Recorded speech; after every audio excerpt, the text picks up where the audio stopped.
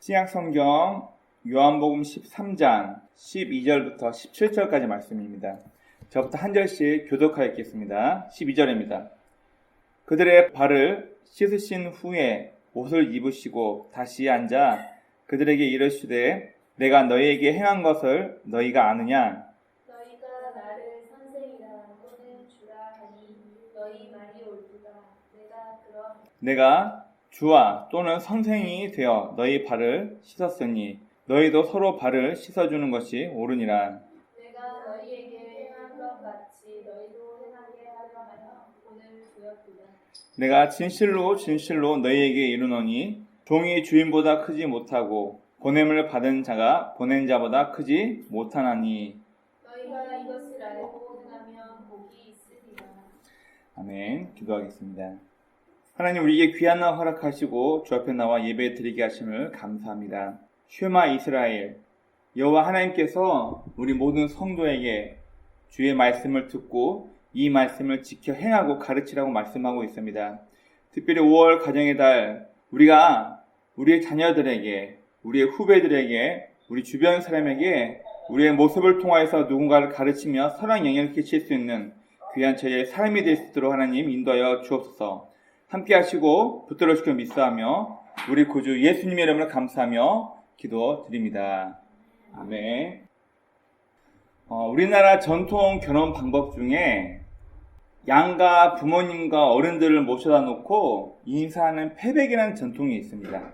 거기에 보면은 패백 때 부모님들이 신랑 신부에게 절을 받고 그 다음에 뭘 하냐면은 부모님께서 신랑 신부가 주는 술을 한 잔 마시면서 서로 음식을 먹여주고 그런 시간이 있습니다. 왜 음식을 서로 먹여주고 다정한 모습을 보이냐면 시부모로서 너희 부모로서 이렇게 살라라고 먼저 본을 보였으니까 너희도 이렇게 알콩달콩 서로 먹여주고 서로 챙기면서 살라는 의미로 패백 때 어른들이 그런 행동을 한다고 합니다. 부모가 안주를 먹여주면서 또 금술 좋은 모습을 먼저 보여줬기 때문에 신랑 신부에게도 너희도 이렇게 서로 알콩달콩 살아라고 말씀을 합니다. 좋은 것을 보면요, 사람은 좋은 행동이 나오게 됩니다. 그러나 잘못된 행동과 잘못된 상황에 대처하게 되면 사람은 그것을 배우게 됩니다. 우리 이런 말이 있어요. 못된 시어머니 밑에 또 못된 며느리가 못된 시어머니로 된다. 본인이 그렇게 살아오고 본인이 그렇게 누군가에게 당해보니까 나도 그렇게 되더라. 우리 남자분들 중에서 군대 가면 그런 분들 계실 거예요. 나는 절대 내 고참처럼 그렇게 후임들 괴롭히지 않아야지 그러면서도 본인이 고참되면 자신이 했던 것 그대로 자신의 후임들에게 그대로 하게 됩니다. 희한하죠.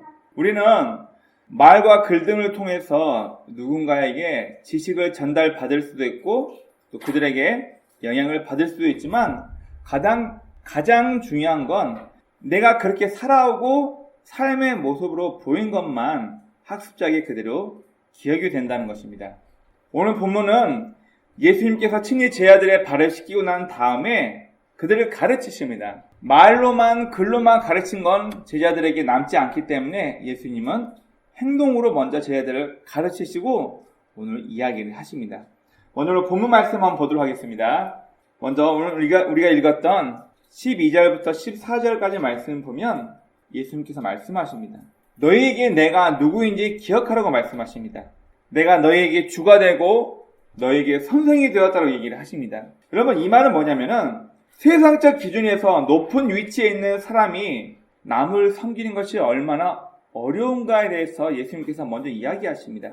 내가 너희에게 주가 되고 선생이 되는데 마땅히 누군가가 내 발을 씻겨서 내가 섬김 받는 게 옳다. 그러나 나는 너희의 주가 되고 너희의 선생이 되지만 나는 이 시간 내가 오히려 너희의 발을 씻기며 내가 너희를 섬겨주었다. 내가 누구인지를 기억하라고 하시면서 예수님은 제자들의 발을 씻겨주십니다. 그리고 15절에서는 내가 너희에게 행한 것 같이 너희도 행하게 하려 하여 본을 보였노라. 즉 예수님은 이 말씀을 통해서 너희도 나를 따라오는 삶을 살라고 말씀을 하십니다.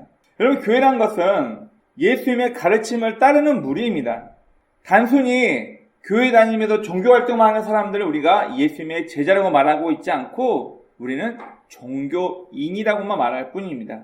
여러분, 제자가 아닌 종교인은요, 주님의 말씀대로 살아올 수도 없고 주님 말씀대로 따라갈 수도 없는 것입니다. 다음 16절부터 17절입니다.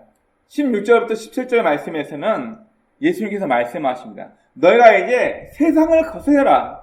세상과 다르게 살라고 말씀하십니다. 여러분, 세상에서는 내가 큰 자니까 내가 섬김 받아야지.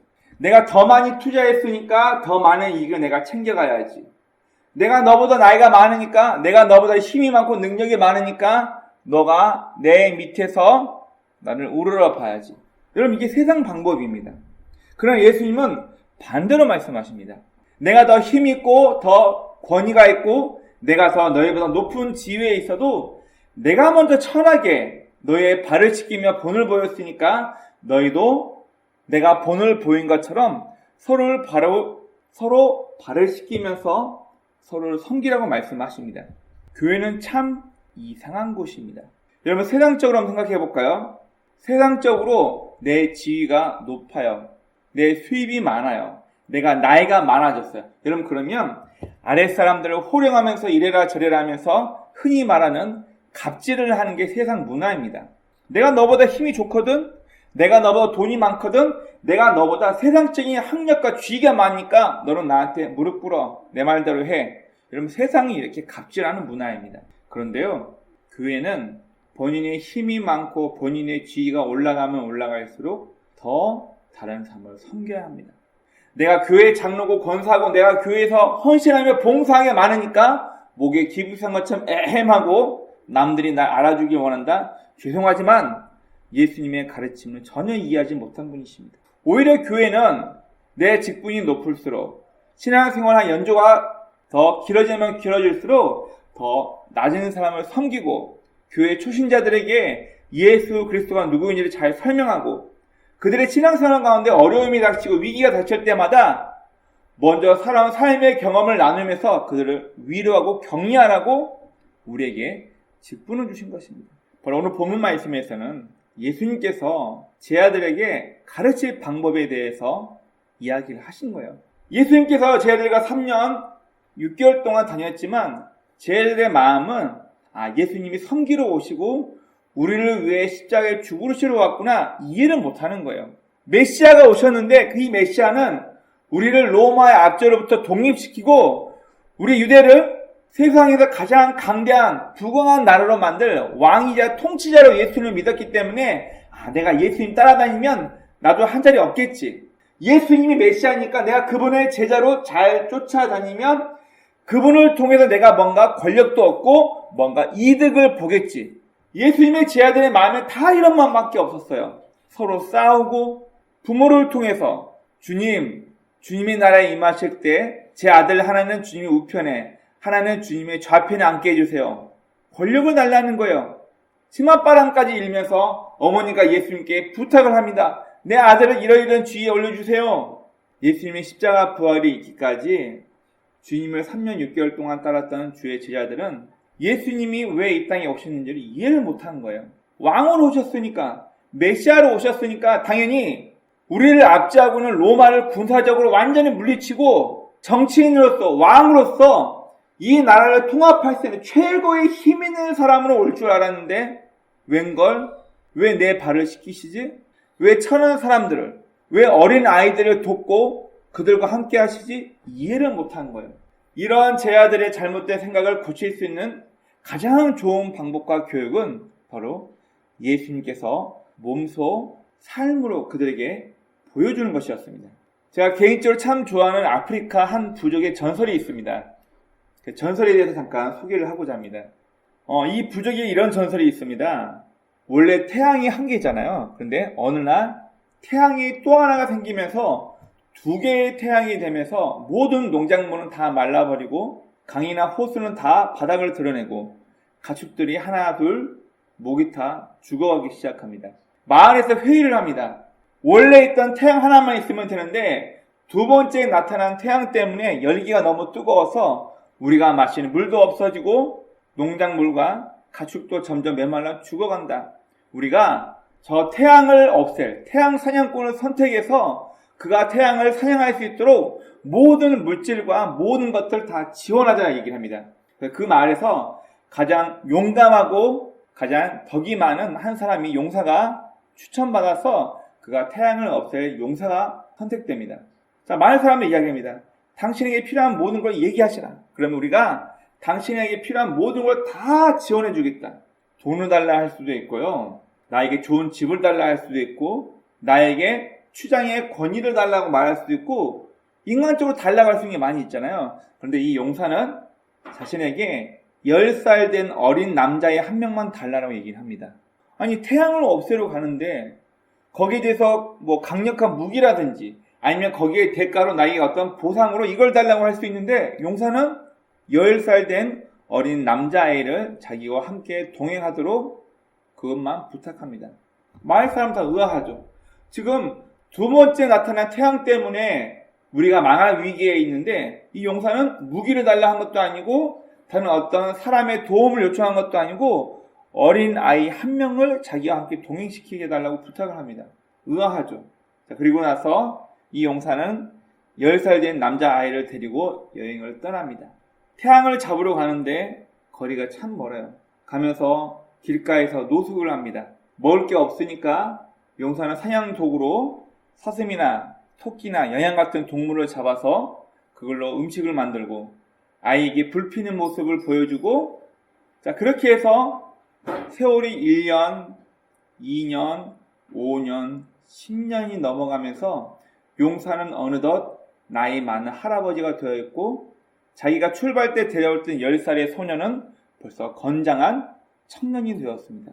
용사는 나이가 많아서 더 이상 태양을 사냥할 수 있는 임무를 수행하지 못하고 자신의 임무를 어린 아이였던, 자신이 10살로 데려왔던 그 사람, 지금은 훌쩍 성장한 어린이 됐죠.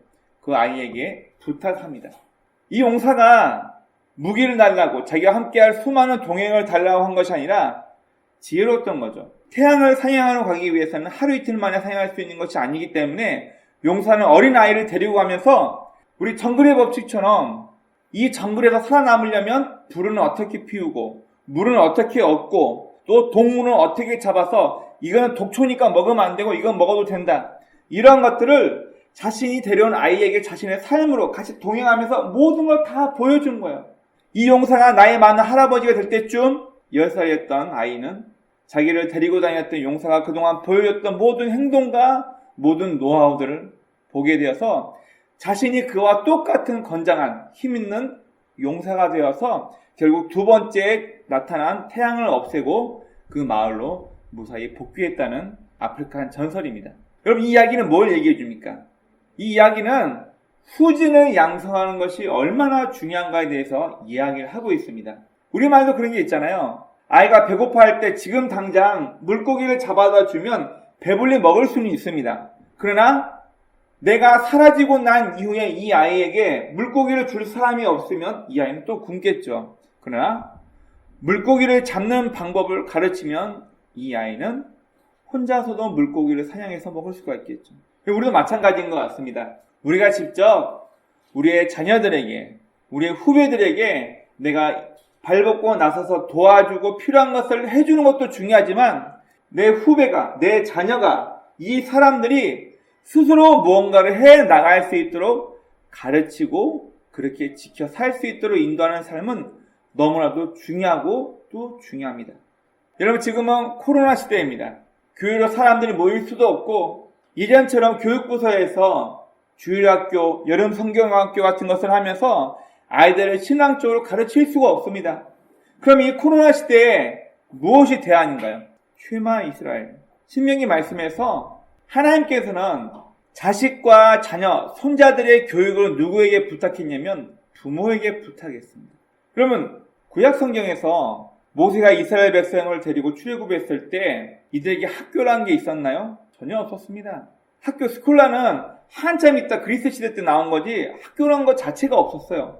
바로 하나님은 각 가정의 가장에게, 각 가정의 부모들에게 어린이 자녀를 교육시키고 우리가 어떤 삶을 살아야 할지, 우리 민족은 강대국이었던 이집트에서 압박받고 있을 때 하나님의 능력으로 탈출하게 되어서 하나님만 섬기며 하나님의 방법대로 살아가면서 약속의 땅, 가나안 땅을 선물로 받아 우리 조상의 하나님과 약속하신 대로 이 땅을 물려받아서 우리가 하나님의 방법대로 살고 있다. 여러분, 노벨 문학상, 노벨 평화상, 노벨 과학상, 각종 노벨상을 3분의 2 이상을 휩쓸고 있는 이스라엘의 교육 방법은 아이러니하게도 지금도 3000년 전의 방법을 그대로 고수하고 있습니다. 얼마나 많은 교육 기법들이 나와 있습니까? 저도 기독교 교육학을 전공했지만 정말 많은 교육 방법이 있습니다. 뭐 단계별, 테일러, 여러 많은 방법들이 있어요. 그러나 그 좀 현대적인 방법을 놔두고 이스라엘이 지금도요, 과거 3000년 전에 쉐마 이스라엘, 신명기에서 하나님께서 집안 부모들에게 명령했던 방법 그대로 아이들을 교육합니다. 제가 이스라엘 아빠들과 비교해 봤더니 우리 한국의 가장들이 얼마나 편한지 다시 새감 체험했습니다. 여러분, 이스라엘은 3개 절기가 있는데 이 절기가 보통 일주일씩 지나갑니다. 근데 부모가 뭐 하냐면요, 아빠는 다 일하고 와가지고 저녁에 뭐 하냐면 애들 다 모아놓고 날마다 절기 때마다 아이들 교육은 누가 하냐면 아빠들이 하더라고요. 바르 미트바, 보통 13세 때 성인식이 아닌데 우리나라에서는 마치 이게 성인식을 얘기했는데 성인식이 아니라 율법의 자녀가 되었다고 해서 보통 만 13세가 되면은 아이들이 모세오경, 이 토라를 말씀을 암송하고 이제 하나님의 자녀가 되었다는 이제 성인식이 아니라 그런 의식을 취하게 됩니다. 보통 바르 미트바, 율법의 자식이라는 이 의식을 행하기 전에는 누가 아이의 교육을 담당하냐면 엄마가 담당합니다. 아빠는 일절 관여 안 해요. 그런데 이 의식을 행하고 나서 13세쯤이 되면은 이제 엄마는 일절 교육에 관여하지 않고 누가 교육을 하냐면 아빠가 아이들의 교육을 다 관여합니다. 이스라엘 유월절, 맥추절, 초막절, 자, 이렇게 절기가 있으면 이 절기가 보통 일주일씩 있는데 가정마다 좀 다른데요. 어떤 가정은 집에서 아이들을 교육하는 데가 있고 또 어떤 가정들은 호텔이나 아니면 펜션 같은 곳을 빌려가지고 아이들 다 데리고 와서 하루 동안 놀고 저녁에는 아빠가 계속해서 아이들에게 성경을 가르친다고 합니다. 서로 후진 양성의 중요성에 대해서 이야기합니다. 우리나라도 마찬가지인 것 같아요. 이 코로나 때문에 더 이상 교회로 모이지 못하고 교회 학교 여러 가지 행사들을 할 수가 없는 이 시점에서 우리 자녀들의 신앙을 유지시킬 수 있는 방법은 부모가 자녀들에게 너는 어떻게 살아야만 한다라고 가르치지 않으면 우리의 자녀들은 더 이상 기독교인으로 하나님을 올바르게 믿는 사람으로 성장할 수가 없습니다. 부모가 세상적인 가치관을 잊지 못해서 너 고3이니까 너 가서 학원 가. 너 예배드리지 말고 너는 가서 복습하고 와. 여러분, 교회 목사이건 장로이건 권사이건 집사이건 직분을 떠나서 부모가 평상시 하나님을 대하는 태도가 공부가 더 중요해. 예배보다 아이에게 학원 가라. 너 시험이 얼마 안 남았으니까 너 학원 가서 공부하라. 소리에 임박하지 말고 담배를 피지 말아야 되는데 부모가 아이들 앞에서 집에서 항상 술을 마시고 담배를 펴요. 부모가 항상 거짓말 일삼는 것을 아이들로 하여금 보게 해요. 그럼 우리 아이들은 누구를 바라보며 어떤 가치관으로 살아갈까요? 그럼 바울이 감독의 직분 그리고 장로의 직분에 대해서 이야기할 때 우리가 간과하는 것이 하나 있습니다. 그건 뭐냐면 자녀로 하여금 복종시킬 수 있는 자가 장로의 직분이 된다고 명확히 얘기하고 있어요. 여러분, 이 말은 뭘까요? 내 자식이 하나님 말씀대로 부모에게 복종할 수 있게끔 자식을 말씀으로 복종시킬 수 있는 자가 장로의 직분에 합당하다라고 얘기를 하고 있습니다. 이 말은 뭐냐면 부모가 평소에 자녀에게 그런 삶을 보이기 때문에 부모의 삶대로 부모의 말대로 자식이 따라올 수 있는 것을 얘기하는 거예요. 부모가 자녀에게 그런 삶의 모습을 보이지 않았다면 자식은 절대 부모의 말대로 따라 살지 않겠죠. 제 선배 목사님께서 한 권사님 이야기 하셨습니다. 교회에서 이 권사님의 딸이 예배 때 반주를 합니다. 젊은 나이라 한참 친구들과 어울려 다니고 놀고 싶고 하는데 교회 반주하면서 빠지지 못하니까 권사님 딸이 좀 불평을 했나 봐요. 대단한 게 이 권사님의 말을 선배 목사님이 그대로 얘기해 주는데 뭐라고 얘기하셨냐면 엄마와 아빠가 교회 중직자이고 예수 믿는 집안에서 네가 태어났기 때문에 너는 죽었다 깨어나도 이 방법을 벗어날 수 없어. 네가 순종해. 여러분 만약 부모의 삶이 집안에서 엉망으로 살면서 자식이 이 얘기했다면 자녀가 그 말 들을까요? 절대 안 듣습니다. 그런데 부모의 삶이 교회에서 보이는 가르침 받은 대로 부모의 삶이 그렇게 살아가니까 이 20대 중반의 이 젊은 자매가 어머니의 말에 그대로 순종하고 교회에서 봉사를 지금도 하고 있습니다. 뭘 얘기합니까? 말로, 글로, 지식으로 가르친 게 남는 게 아니라 삶으로 보여준 것이 이들에게 교육이 되었다는 것을 얘기하고 있습니다. 앞서 우리가 함께 나누었던 것처럼 이 아프리카의 용사가 무기나 많은 사람의 도움을 요구한 것이 아니라 어린 아이 한 명이 자기와 동행하게 부탁했던 건 뭐냐면은 자기와 함께 동행하면서 훈련받으면서 자신과 함께 힘든 정글 생활을 하면서 이 아이가 자신의 노하우를 그대로 삶을 통해서 보고 듣고 배우면서 이 아이가 나중에 장성했을 때 큰 용사가 될 수 있었던 것처럼 오늘 본문에서 예수님은 동일하게 교육하고 계십니다. 이기적이고 내가 예수님의 제자니까 예수님께서 메시아로 로마를 무너뜨리고 이 나라 왕으로 등극하실 때 나에게 한 자리 떨어지겠지. 내가 예수님 최측근이니까 나 정치적으로 큰 이익이 있겠지. 이런 제자를 온전히 가르칠 수 있는 방법은 주가 되시고 선생이 되신 예수님께서 먼저 제자들의 발을 씻겨주시면서 내가 직분이 이런데 내가 너에게 주와 선생님이 되면서도 너의 발을 씻겨주었다. 내가 먼저 본을 보였으니까 너희도 서로 섬기며 서로 누군가의 발을 씻어주라고 가르치십니다. 여러분 바로 예수님은 이미 아직도 변화되지 않고 인간적인 야망과 욕심으로 가득 찬 제자들을 효과적으로 가르칠 방법이 무엇인가가 알고 있었고 또 그 방법을 실천하십니다. 여러분 이것은 지식과 말이 아니라 예수님께서 먼저 삶으로 보여주는 것이었습니다. 제자들은 서로 큰 자가 되려고 다투었습니다. 누가 권력의 중심인 예수님의 좌우편에 서게 될지 관심이 있었습니다. 예수님은 이런 제자들의 습성을 이미 다 알고 계셨고 그들에게 부탁하십니다. 예수님께서 보여주신 삶의 본대로 따르고 너희도 나처럼 누군가를 섬기며 살라고 얘기를 하십니다. 그럼 이게 왜 어려울까요? 오늘 본문 16절, 17절 말씀을 다시 한번 봐주시기 바랍니다. 16절, 17절 보십시오. 내가 진실로 진실로 강조하십니다. 너희에게 이르노니 종이 주인보다 크지 못하고 보냄을 받은 자가 보낸 자보다 크지 못하나니 너희가 이것을 알고 행하면 복이 있습니다. 예수님께서 너희가 큰 자 되면서도 누군가를 섬기고 누군가의 발을 씻게 하는 이 가르침이 몸으로 보여주셨지만 왜 이렇게 힘들까요? 그럼 이거는 인간의 본성을 거스려야 하는 행동이에요. 내가 돈이 있고 힘이 있어요. 여러분 갑질하고 싶어져요. 내가 너보다 힘이 있어. 그러면 내 뜻대로 내 의도대로 네가 내 말을 들어주길 요구해. 여러분 그게 사람 마음이에요. 바로 예수님의 이 가르침은 인간의 본성을 거슬러서 하나님 말씀대로 내가 지위가 있고 힘도 있고 내가 이런 사람이지만 더 낮은 데로 가서 더 어린 사람들을 더 지식이 없는 사람들을 더 연약한 사람들을 도우라는 삶의 가르침이에요. 여러분 그렇기 때문에 우리가 주님의 말씀대로 주님의 본을 보이신 이 가르침대로 살기 위해서는 내 본성과 싸워야 한다는 얘기예요. 내 본성은 갑질하고 싶고 내가 뭔가 있고 내가 뭐가 직분이 있고 하면 내 의도대로 사람들을 끌고 가고 싶고 너 왜 내 말 안 들어? 내 생각은 이런데 왜 너 안 따라와? 이게 우리 인간 욕심이거든요.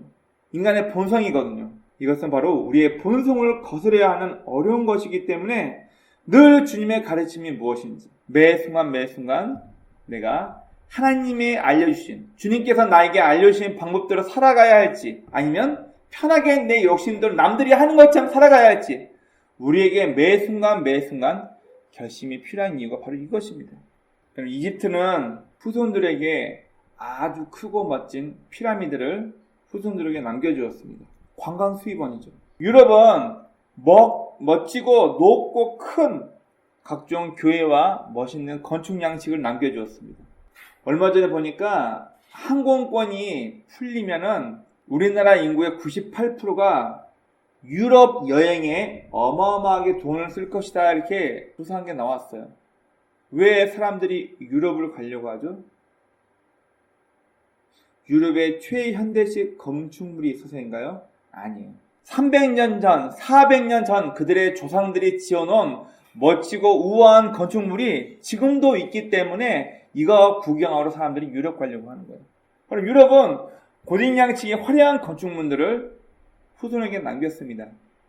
이거 보러 가려고 하는 거예요. 그러니까 유럽이 어마어마한 관광사업으로 수입을 얻는 거죠.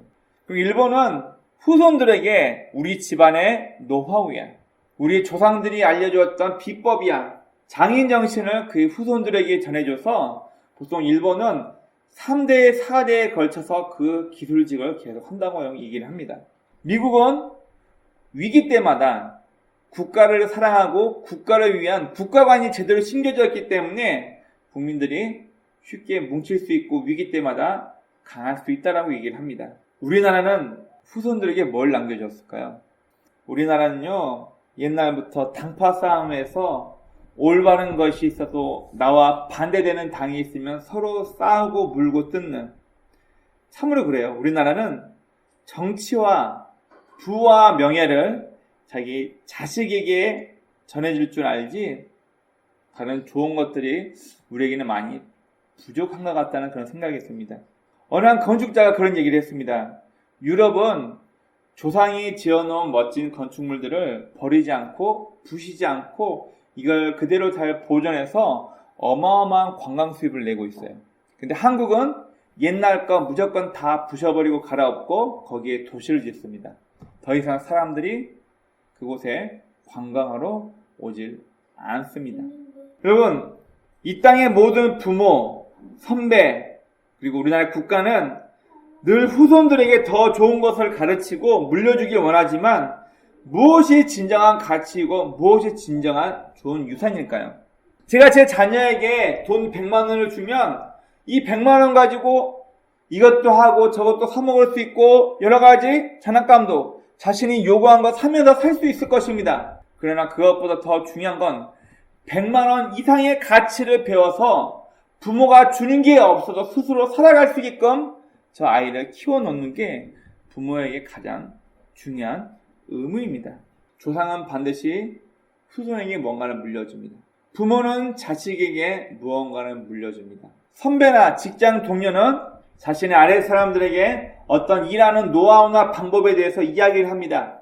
지혜로운 사람은 자신의 40대, 50대, 60대에 가서 경험하기 전에 이미 인생의 40, 50대를 살아온 사람들이 써놓은 책을 보면서 이 사람들은 이런 환경을 통해서 이런 어려움을 극복하며 이렇게 살아왔구나, 이런 시행착오를 겪으며 살아왔구나. 그래서 우리가 책을 통해서 배우게 된다면은 내가 나중에 40대, 50대, 60대에 배워야 할 부분들을 간접적으로 먼저 경험하게 되면서 내가 시행착오를 겪을 수 있는 그 기간이 짧아진다고 합니다. 무엇을 배우고 있습니까? 그리고 저와 여러분은 우리의 자녀들과 후손들에게 무엇을 가르치며 남겨주고 계십니까? 여러분, 가장 귀한 건 부모가 이래라 저래라, 선배가 이래라 저래라 말하기 전에 그들이 앞으로 자신이 살아가야 할 세상에 맞게끔 하나님의 관점을 가지고 살아갈 수 있도록 도와주는 거예요. 여러분, 저희가 어렸을 때 동성 문제에 대해서 말이 없었습니다. 저희가 어렸을 때 동성이 서로 결혼하네, 이걸 합법화하네, 이런 문제가 없었어요. 하지만 지금은 이런 문제가 너무 빈번하게 발생하고 있습니다. 뭘 가르쳐야 될까요? 우리의 자녀들이, 우리의 후배들이 성경에서 말하는, 하나님께서 우리에게 알려주시고자 하는 성경적인 가치관이 우리 아이들에게, 우리 자녀들에게, 우리의 후배들에게 심겨져 있지 않으면 이들이 앞으로 살아갈 세상은 더 급변한 방법으로, 우리가 상상도 못하는 방법으로 변화해서 이들에게 도전할 것입니다. 중요한 건 우리가 매번 이들에게 이래라 저래라 간섭하고 가르쳐주는 것이 아니라 하나님의 마음이 무엇일까? 이 사건을 해오시는, 이 문화를 대하는 하나님의 마음과 방법이 무엇인가가 이들이 배우게 된다면 이들 스스로가 자신이 살아갈 세상에 맞는 가치관과 태도를 가질 수 있을 것입니다. 가장 귀한 유산과 가르침은 성경의 가치관으로 자신을 사랑하고 또 자기가 앞으로 살아가야 할 시대에 살아갈 수 있는 거기에 걸맞는 성경적인 사람으로 이들을 만드는 것입니다. 그것은 지식이 아닌 우리 삶으로 보여주는 것밖에 할 수가 없는 것이죠. 삶으로 가르친 것만 남게 되고 그들이 변화하게 됩니다. 오늘 본문에서 예수님께서도 먼저 제 아들에게 본을 보이고 내가 한 것처럼 너희도 행하라라고 말씀하십니다. 오남기는 저와 여러분이 우리 아이들을 가르치는 부모이고 스승이 됩니다. 또 내가 만나고 있는 사람에게 내 주변, 내 직장이나 일터에서 내 친구들에게 예수 그리스도를 소개하고 가르치는 사람입니다. 내 삶이 하나님의 방법대로 살지 못하면 사람들은 저와 여러분들을 통해서 예수님을 알 수 없습니다.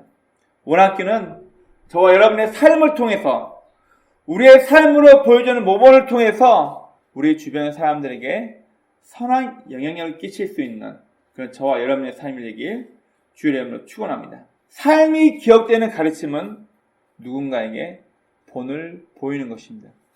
오나오키는 5월 가정의 달을 맞이해서 저와 여러분의 삶이 우리의 자녀들, 우리의 친지들, 우리의 직장 동료, 지인들에게 모범으로 그들을 가르칠 수 있는 선한 영향을 끼치는 그런 삶이 되길 주의 이름으로 축원합니다. 아멘.